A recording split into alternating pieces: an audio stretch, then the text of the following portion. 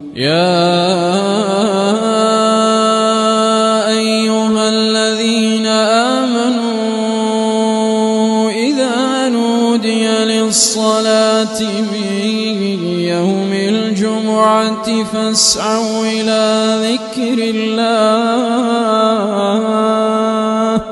وذروا البيع ذلكم خير لكم إن كنتم تعلمون فإذا قضيت الصلاة فانتشروا في الأرض وابتغوا من فضل الله واذكروا الله كثيرا لعلكم تفلحون.